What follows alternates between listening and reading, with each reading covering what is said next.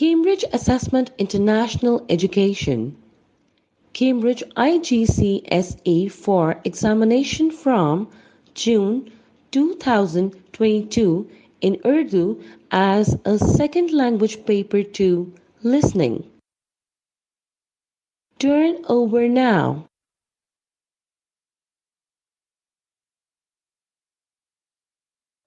مشق نمبر 1 سوال نمبر 1 تا 8 سوال نمبر 1 تا 8 کے لیے آپ 8 مختلف حصے سنیں گے۔ ہر سوال کا جواب دی گئی لائن پر تحریر کریں۔ آپ کا جواب مختصر ہونا چاہیے۔ آپ ہر حصے کو 2 بار سنیں گے۔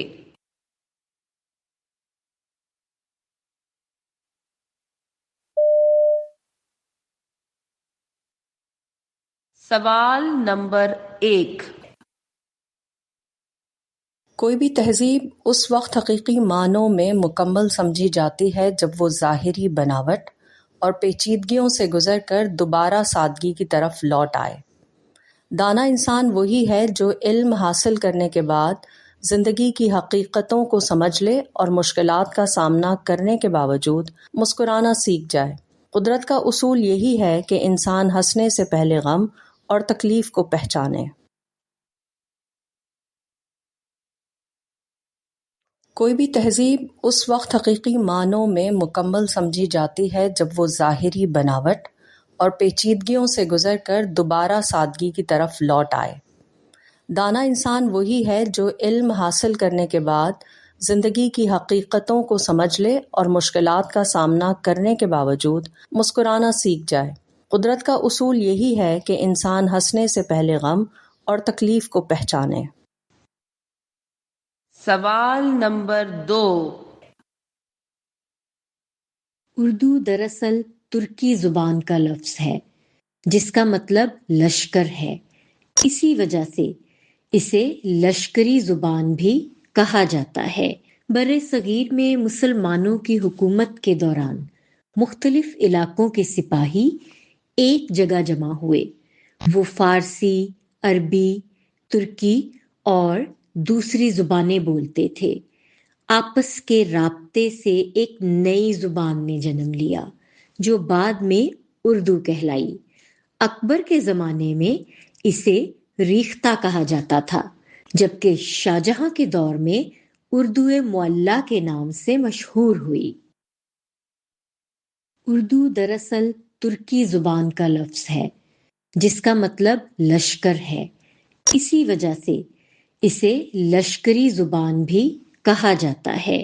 برِ صغیر میں مسلمانوں کی حکومت کے دوران مختلف علاقوں کے سپاہی ایک جگہ جمع ہوئے۔ وہ فارسی، عربی، ترکی اور دوسری زبانیں بولتے تھے۔ آپس کے رابطے سے ایک نئی زبان نے جنم لیا جو بعد میں اردو کہلائی۔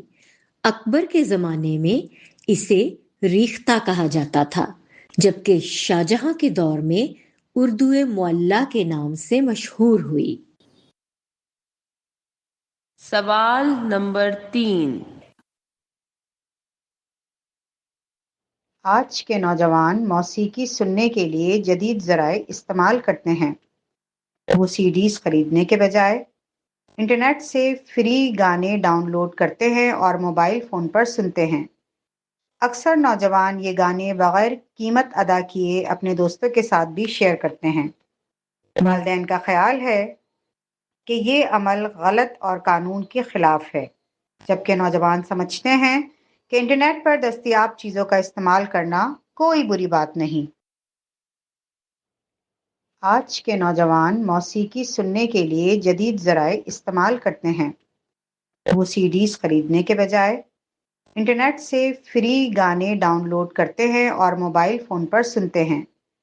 اکثر نوجوان یہ گانے بغیر قیمت ادا کیے اپنے دوستوں کے ساتھ بھی شیئر کرتے ہیں۔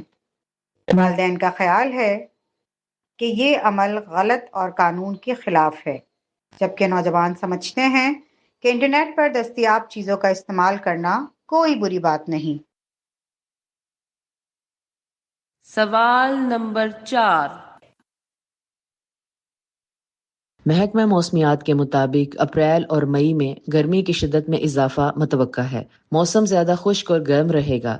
درجہ حرارت معمول سے 1 یا 2 ڈگری زیادہ ہو سکتا ہے۔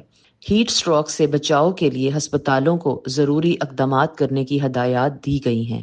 یاد رہے کہ 2015 میں شدید گرمی کے باعث تقریباً 1400 افراد جان کی بازی ہار گئے تھے، جن میں بچے، خواتین اور بزرگ شامل تھے۔ محکمہ موسمیات کے مطابق اپریل اور مئی میں گرمی کی شدت میں اضافہ متوقع ہے۔ موسم زیادہ خشک اور گرم رہے گا۔ درجہ حرارت معمول سے 1 یا 2 ڈگری زیادہ ہو سکتا ہے۔ ہیٹ سٹروک سے بچاؤ کے لیے ہسپتالوں کو ضروری اقدامات کرنے کی ہدایات دی گئی ہیں۔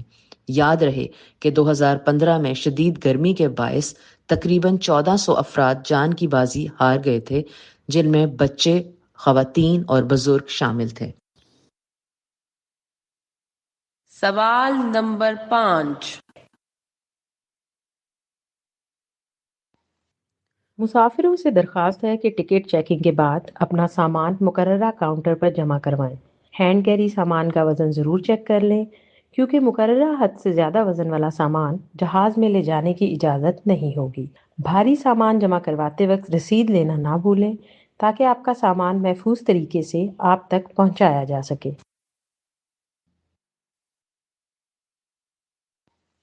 مسافروں سے درخواست ہے کہ ٹکٹ چیکنگ کے بعد اپنا سامان مقررہ کاؤنٹر پر جمع کروائیں۔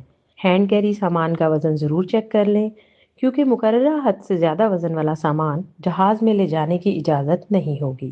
بھاری سامان جمع کرواتے وقت رسید لینا نہ بھولیں، تاکہ آپ کا سامان محفوظ طریقے سے آپ تک پہنچایا جا سکے۔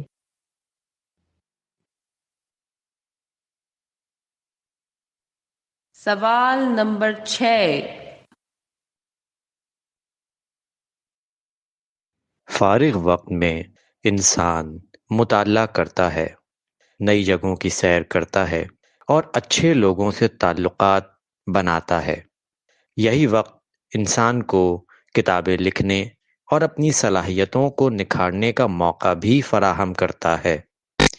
فراغت کا مطلب ہرگز یہ نہیں کہ انسان بالکل فارغ اور بیکار بیٹھا رہے۔ فارغ وقت میں انسان مطالعہ کرتا ہے، نئی جگہوں کی سیر کرتا ہے اور اچھے لوگوں سے تعلقات بناتا ہے۔ یہی وقت انسان کو کتابیں لکھنے اور اپنی صلاحیتوں کو نکھارنے کا موقع بھی فراہم کرتا ہے۔ فراغت کا مطلب ہرگز یہ نہیں کہ انسان بالکل فارغ اور بیکار بیٹھا رہے۔ سوال نمبر 7. میرے خیال میں الفاظ کی 2 بنیادی اقسام ہوتی ہیں۔ پہلی قسم وہ الفاظ ہیں جو روزمرہ زندگی میں استعمال ہوتے ہیں اور انسان کے کام آتے ہیں۔ دوسری قسم ایسے الفاظ پر مشتمل ہوتی ہے جو صرف فلسفیانہ بحثوں یا پیچیدہ گفتگو میں استعمال کیے جاتے ہیں۔ تمہارا مطلب ہے کہ روزمرہ کے الفاظ اور فلسفیانہ الفاظ؟ میرے خیال میں الفاظ کی 2 بنیادی اقسام ہوتی ہیں۔ پہلی قسم وہ الفاظ ہیں جو روزمرہ زندگی میں استعمال ہوتے ہیں اور انسان کے کام آتے ہیں۔ دوسری قسم ایسے الفاظ پر مشتمل ہوتی ہے جو صرف فلسفیانہ بحثوں یا پیچیدہ گفتگو میں استعمال کیے جاتے ہیں۔ تمہارا مطلب ہے کہ روزمرہ کے الفاظ اور فلسفیانہ الفاظ؟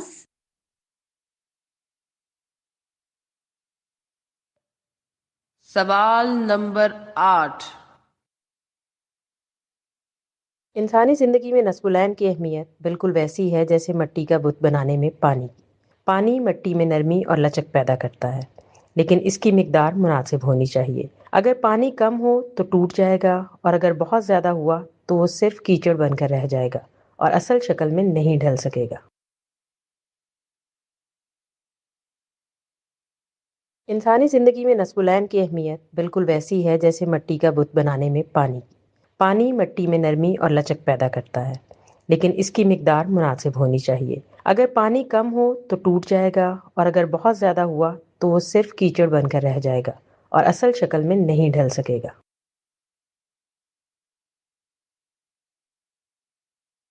مشق نمبر 1 ختم ہوئی۔ اب آپ تھوڑی دیر میں مشق نمبر 2 سنیں گے۔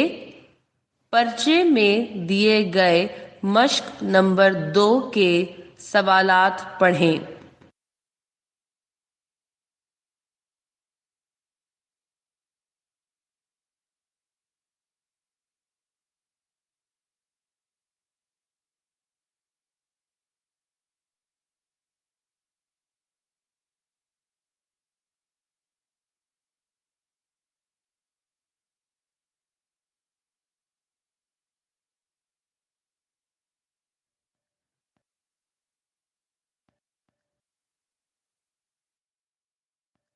مشق نمبر 2، سوال نمبر 9۔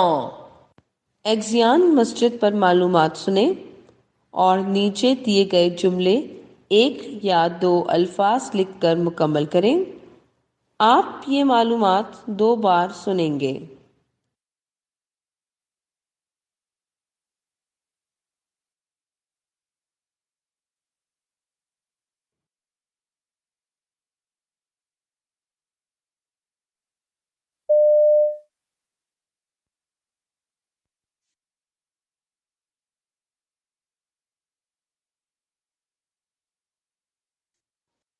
ایگزیان مسجد چین کی نہایت مشہور اور قدیم مسجدوں میں شمار ہوتی ہے۔ یہ صوبہ دشیانگ زی کے دارالحکومت میں واقع ہے۔ اس مسجد کی تعمیر کا آغاز تقریباً 742 عیسوی میں ہوا تھا اور بعد کے مختلف ادوار میں اس میں توسیع کی جاتی رہی۔ جس علاقے میں یہ مسجد قائم ہے وہاں مسلمانوں کی بڑی آبادی رہتی ہے۔ مسجد تقریباً 13,000 مربع میٹر رقبے پر پھیلی ہوئی ہے۔ مسجد میں 5 صحن موجود ہیں۔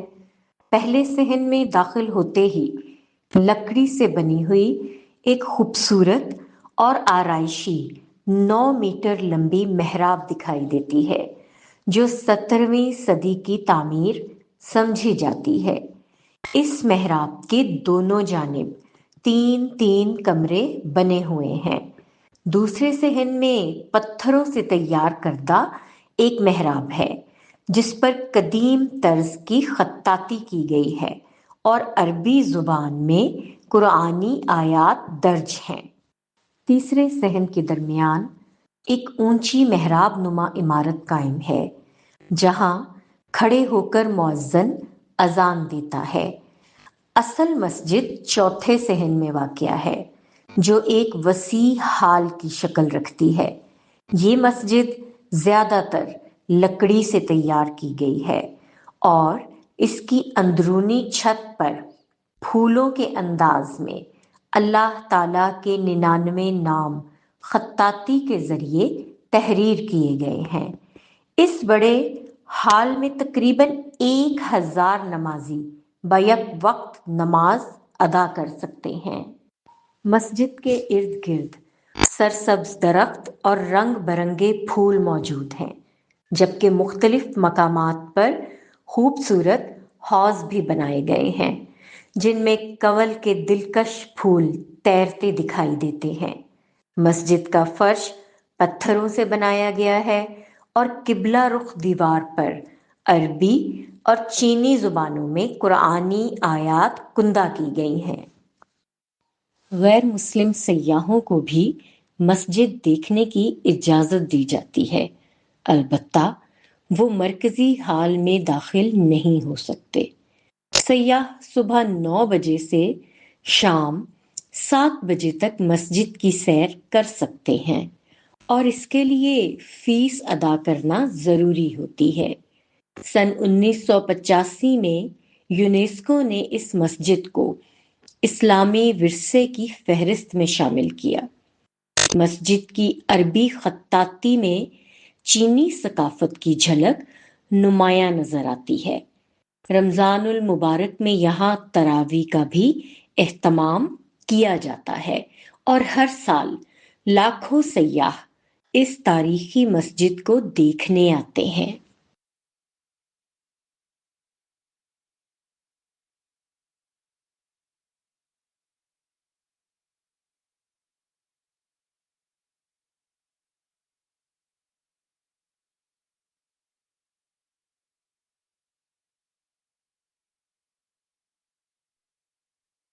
اب آپ یہ رپورٹ دوبارہ سنیں۔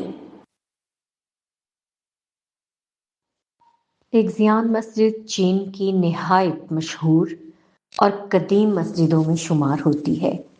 یہ صوبہ دشیانگ زی کے دارالحکومت میں واقع ہے۔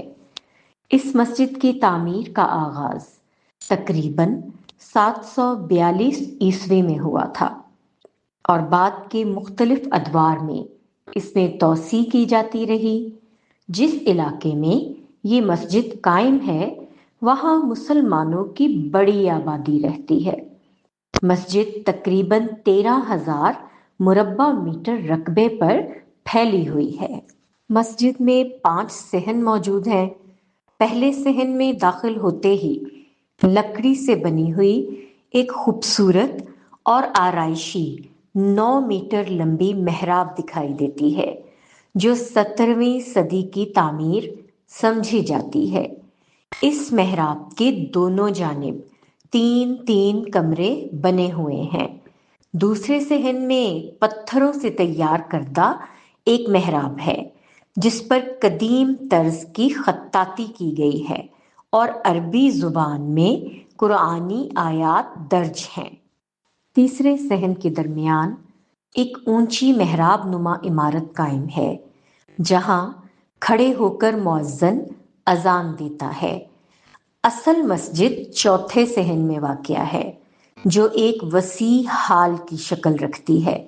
یہ مسجد زیادہ تر لکڑی سے تیار کی گئی ہے اور اس کی اندرونی چھت پر پھولوں کے انداز میں اللہ تعالیٰ کے 99 نام خطاطی کے ذریعے تحریر کیے گئے ہیں۔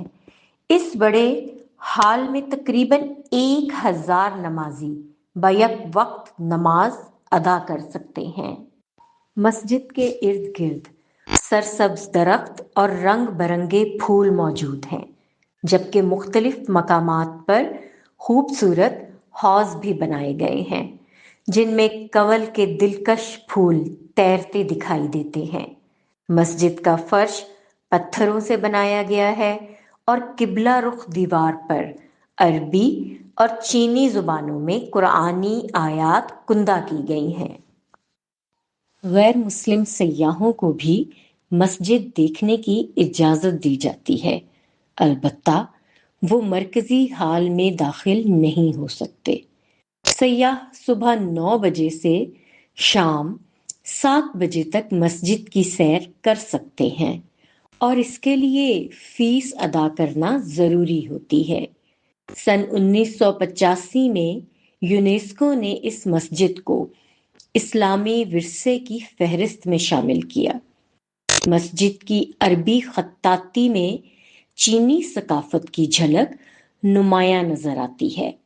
رمضان المبارک میں یہاں تراویح کا بھی اہتمام کیا جاتا ہے اور ہر سال لاکھوں سیاح اس تاریخی مسجد کو دیکھنے آتے ہیں۔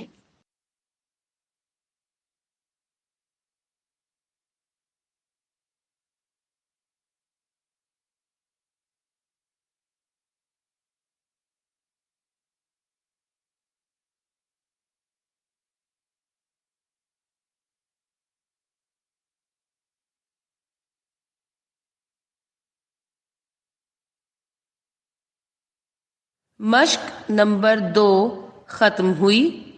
اب آپ تھوڑی دیر میں مشق نمبر 3 سنیں گے۔ پرچے میں دیے گئے مشق نمبر 3 کے سوالات پڑھیں۔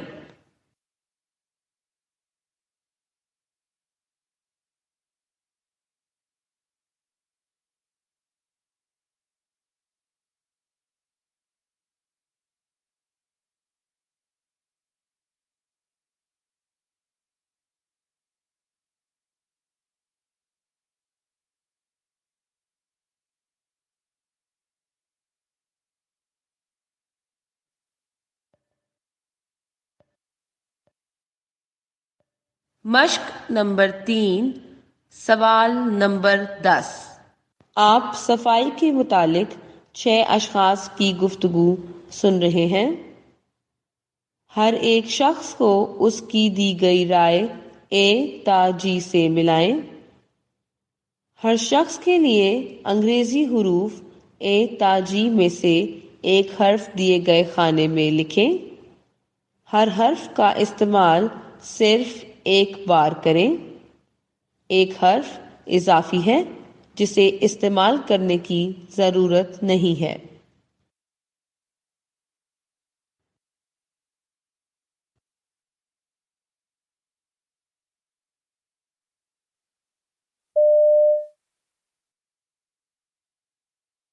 پہلی رائے۔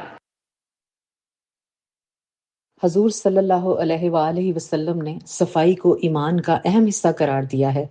صفائی صرف جسم اور لباس کا نہیں بلکہ دل اور کردار کی بھی ہونی چاہیے، کیونکہ انسان کے ظاہر کا اثر اس کے باطن پر پڑتا ہے۔ ہمیں چاہیے کہ ہم نہ صرف اپنا جسم اور کپڑے صاف رکھیں بلکہ اپنے گھر، دفتر اور ارد گرد کے ماحول کو بھی پاکیزہ بنائیں۔ دوسری رائے۔ میں نے اکثر ایسے افراد دیکھے ہیں جو اپنے گھروں کے اندر تو صفائی کا خیال رکھتے ہیں لیکن باہر نکلتے ہی بے احتیاطی کا مظاہرہ کرتے ہیں۔ گلیوں اور سڑکوں پر جگہ جگہ کچرا، تھیلیاں، پھلوں کے چھلکے اور تھوک دکھائی دیتا ہے جو ماحول کو آلودہ بناتا ہے۔ تیسری رائے۔ بہت سے لوگ یہ خیال کرتے ہیں کہ گھر سے باہر پڑا ہوا کچرا صاف کرنا ان کی ذمہ داری نہیں، حالانکہ ہمیں چاہیے کہ گندگی کو مقررہ جگہ پر پھینکیں اور دوسروں کو بھی صفائی کی اہمیت سے آگاہ کریں تاکہ معاشرہ بیماریوں سے محفوظ رہ سکے۔ چوتھی رائے۔ جس قوم میں صفائی کا احساس بیدار ہو جائے وہ قوم ترقی کی راہ پر گامزن ہو جاتی ہے۔ ایسے لوگ علم، اخلاق اور محنت کے میدان میں دوسروں سے آگے نکل جاتے ہیں۔ صفائی انسان کو عزت، وقار اور کامیابی عطا کرتی ہے۔ پانچویں رائے۔ ہم سب کو یہ سمجھنا چاہیے کہ ہمارا ملک بھی ہمارے اپنے گھر جیسا ہے۔ اگر ہم اپنے ارد گرد کے ماحول کو صاف رکھنا چاہتے ہیں تو عوام اور متعلقہ اداروں کو مل کر کام کرنا ہوگا، کیونکہ آلودگی پورے معاشرے کے لیے نقصان دہ ثابت ہوتی ہے۔ اس لیے کوڑا ہمیشہ مناسب جگہ پر پھینکنا چاہیے۔ چھٹی رائے۔ اسلام نے صفائی پر بہت زیادہ زور دیا ہے کیونکہ طہارت صرف جسمانی صفائی تک محدود نہیں بلکہ اس میں اخلاق، تہذیب، رہن سہن اور اچھا برتاؤ بھی شامل ہے۔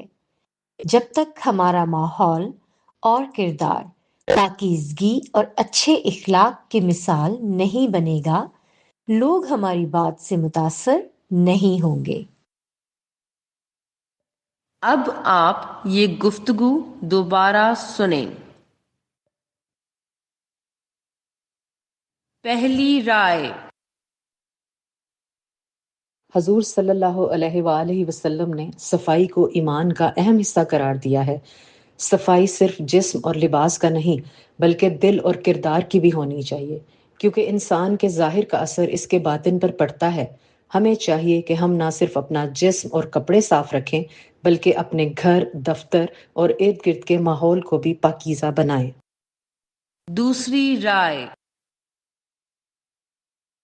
میں نے اکثر ایسے افراد دیکھے ہیں جو اپنے گھروں کے اندر تو صفائی کا خیال رکھتے ہیں لیکن باہر نکلتے ہی بے احتیاطی کا مظاہرہ کرتے ہیں۔ گلیوں اور سڑکوں پر جگہ جگہ کچرا، تھیلیاں، پھلوں کے چھلکے اور تھوک دکھائی دیتا ہے جو ماحول کو آلودہ بناتا ہے۔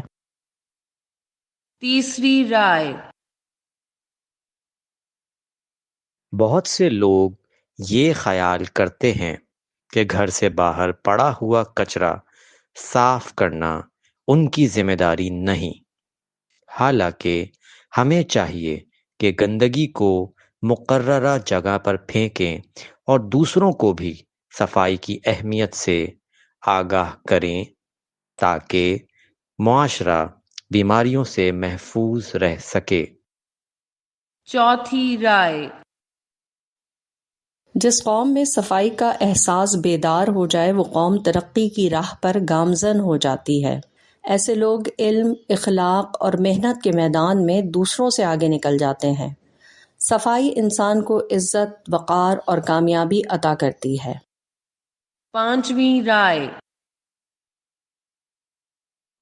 ہم سب کو یہ سمجھنا چاہیے کہ ہمارا ملک بھی ہمارے اپنے گھر جیسا ہے۔ اگر ہم اپنے ارد گرد کے ماحول کو صاف رکھنا چاہتے ہیں تو عوام اور متعلقہ اداروں کو مل کر کام کرنا ہوگا، کیونکہ آلودگی پورے معاشرے کے لیے نقصان دہ ثابت ہوتی ہے۔ اس لیے کوڑا ہمیشہ مناسب جگہ پر پھینکنا چاہیے۔ چھٹی رائے، اسلام نے صفائی پر بہت زیادہ زور دیا ہے، کیونکہ طہارت صرف جسمانی صفائی تک محدود نہیں، بلکہ اس میں اخلاق، تہذیب، رہن سہن اور اچھا برتاؤ بھی شامل ہے۔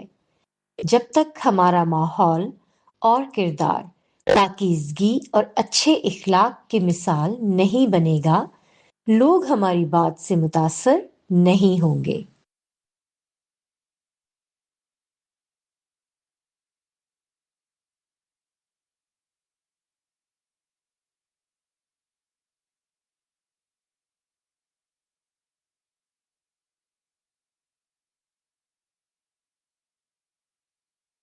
مشق نمبر 3 ختم ہوئی۔ اب آپ تھوڑی دیر میں مشق نمبر 4 سنیں گے۔ پرچے میں دیے گئے مشق نمبر 4 کے سوالات پڑھیں۔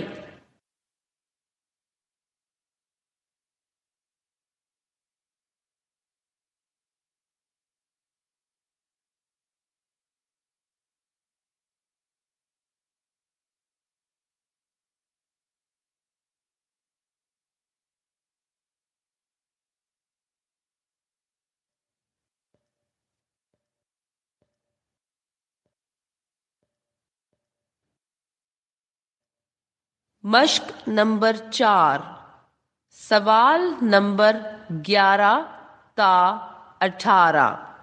آپ عطیہ اور ناصرہ کے درمیان ناگہانی آفات کے بارے میں باتیں سن رہے ہیں۔ باتیں سن کر ہر سوال کے لیے اے، بی، سی میں سے صحیح جواب کے سامنے دیے گئے خانے میں ٹک کا نشان لگائیں۔ آپ یہ باتیں 2 بار سنیں گے۔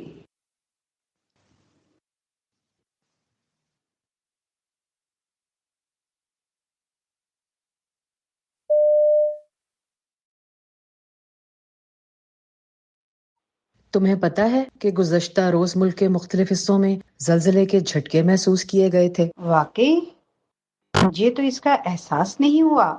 یہ کب آیا تھا؟ شام کے وقت اچانک زلزلہ محسوس ہوا۔ آج کل اکثر زلزلوں کی خبریں سننے کو ملتی رہتی ہیں۔ ہاں، زلزلہ واقعی یہ خوفناک قدرتی آفت ہے۔ اگر اس کی شدت زیادہ ہو تو بڑی تباہی مچ جاتی ہے۔ بالکل، 2005 کے شدید زلزلے نے ہمارے شمالی علاقوں کے بے شمار دیہات تباہ کر دیے تھے۔ قدرتی آفات بعض اوقات پوری بستیاں اجاڑ دیتی ہیں۔ ہمیں ہمیشہ اللہ تعالیٰ سے دعا کرنی چاہیے کہ وہ ہمیں ایسی مصیبتوں سے محفوظ رکھے۔ صرف زلزلہ ہی نہیں بلکہ سیلاب بھی آفت ہے جو ہر سال بہت نقصان پہنچاتا ہے۔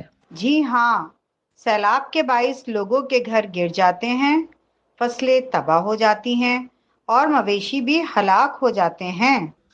یہ آفات ہزاروں لوگوں کو بے گھر بھی کر دیتی ہیں۔ اور اس کے بعد مختلف بیماریاں بھی پھیلنے لگتی ہیں جو کئی قیمتی جانیں لے لیتی ہیں۔ بالکل، ڈینگی جیسی بیماریاں بھی انہی مسائل کی وجہ سے پیدا ہوتی ہیں۔ ڈینگی مچھر دراصل ہماری لاپرواہی کا نتیجہ ہے، کیونکہ لوگ جگہ جگہ پانی جمع رہنے دیتے ہیں۔ اس کے علاوہ گندگی اور غلاظت کے ڈھیر بھی مچھروں کی افزائش کا سبب بنتے ہیں۔ اسی وجہ سے مختلف بیماریاں پھیلتی ہیں جو بعد میں وبا کی شکل اختیار کر لیتی ہیں۔ حکومت کو بھی ان مسائل کی روک تھام کے لیے احتیاطی اقدامات کرنے چاہیے۔ مثلاً سیلاب سے بچاؤ کے لیے زیادہ سے زیادہ درخت لگانے چاہیے تاکہ پانی کے بہاؤ کی شدت کم ہو سکے۔ اور جہاں پانی کی سطح بہت زیادہ بڑھ جائے وہاں ڈیم کی تعمیر کر کے پانی کو محفوظ بنایا جا سکتا ہے۔ بالکل درست۔ اگر ہم صفائی کا خیال رکھیں اور گندگی ختم کریں تو بہت سی بیماریوں سے محفوظ رہ سکتے ہیں۔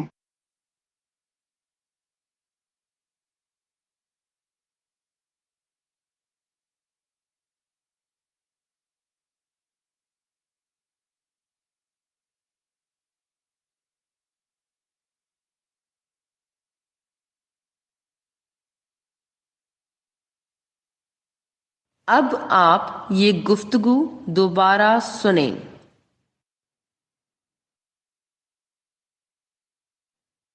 تمہیں پتہ ہے کہ گزشتہ روز ملک کے مختلف حصوں میں زلزلے کے جھٹکے محسوس کیے گئے تھے؟ واقعی مجھے تو اس کا احساس نہیں ہوا۔ یہ کب آیا تھا؟ شام کے وقت اچانک زلزلہ محسوس ہوا۔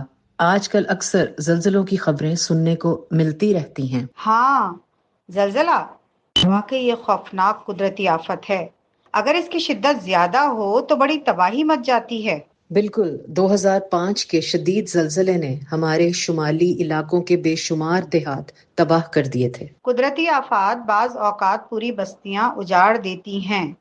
ہمیں ہمیشہ اللہ تعالیٰ سے دعا کرنی چاہیے کہ وہ ہمیں ایسی مصیبتوں سے محفوظ رکھے۔ صرف زلزلہ ہی نہیں بلکہ سیلاب بھی آفت ہے جو ہر سال بہت نقصان پہنچاتا ہے۔ جی ہاں، سیلاب کے باعث لوگوں کے گھر گر جاتے ہیں، فصلیں تباہ ہو جاتی ہیں اور مویشی بھی ہلاک ہو جاتے ہیں۔ یہ آفات ہزاروں لوگوں کو بے گھر بھی کر دیتی ہیں۔ اور اس کے بعد مختلف بیماریاں بھی پھیلنے لگتی ہیں جو کئی قیمتی جانیں لے لیتی ہیں۔ بالکل، ڈینگی جیسی بیماریاں بھی انہی مسائل کی وجہ سے پیدا ہوتی ہیں۔ ڈینگی مچھر دراصل ہماری لاپرواہی کا نتیجہ ہے، کیونکہ لوگ جگہ جگہ پانی جمع رہنے دیتے ہیں۔ اس کے علاوہ گندگی اور غلاظت کے ڈھیر بھی مچھروں کی افزائش کا سبب بنتے ہیں۔ اسی وجہ سے مختلف بیماریاں پھیلتی ہیں جو بعد میں وبا کی شکل اختیار کر لیتی ہیں۔ حکومت کو بھی ان مسائل کی روک تھام کے لیے احتیاطی اقدامات کرنے چاہیے۔ مثلاً سیلاب سے بچاؤ کے لیے زیادہ سے زیادہ درخت لگانے چاہیے تاکہ پانی کے بہاؤ کی شدت کم ہو سکے۔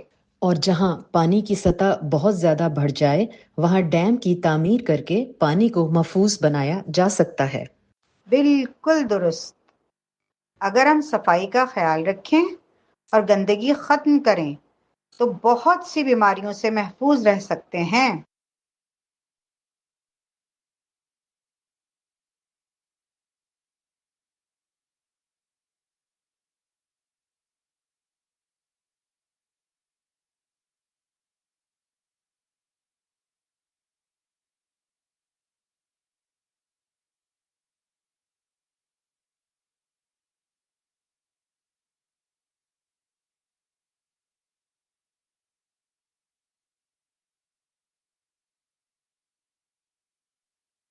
ریکارڈنگ ختم ہوئی اور اس کے ساتھ یہ امتحان بھی ختم ہوا۔